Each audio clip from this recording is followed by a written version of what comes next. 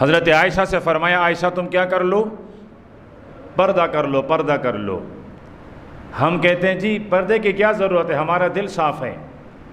دیکھیے یہاں حضرت عمر کے دل میں کوٹ ہیں یا حضرت عائشہ کے دل میں کوٹ ہیں؟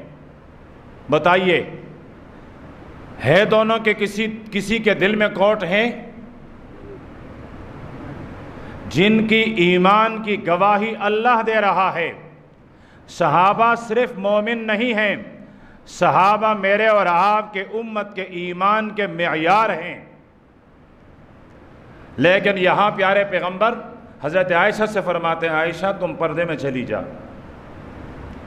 اندازہ کر لئیے حکم کتنا اہم ہے کہ پیارے پیغمبر اپنے زوجہ محترمہ سے فرماتے ہیں عمر سے پردہ کر لیں، یہ آپ کا محرم نہیں ہے۔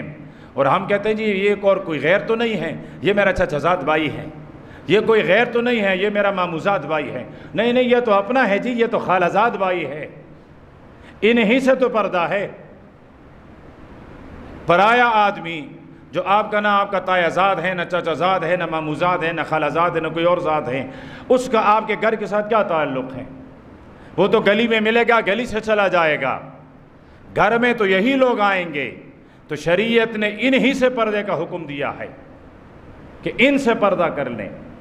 اور میں نے بارہا عرض کیا ہے بڑا آسان ضابطہ ہے، جس خاتون کا جس مرد کے ساتھ زندگی میں کسی بھی موقع پر نکاح کا رشتہ استوار ہو سکتا ہو اس سے پردہ کرنا واجب ہے، لازمی ہے، فرض ہے۔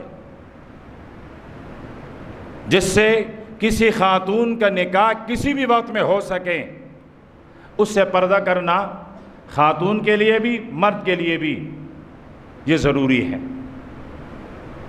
یہ کوئی مشکل مسئلہ بھی نہیں ہے کہ سمجھ میں نہ آئے، لیکن عمل کرنے کے اعتبار سے مشکل مسئلہ ہے، لیکن اس سے ایمان محفوظ ہوتی ہے، اور سب سے بڑی بات گھر کی حیا محفوظ ہو جاتی ہے، گھر کی عظمت محفوظ ہو جاتی ہے، خاندان کے خاندان محفوظ ہو جاتے ہیں، معاشرہ محفوظ ہو جاتا ہے۔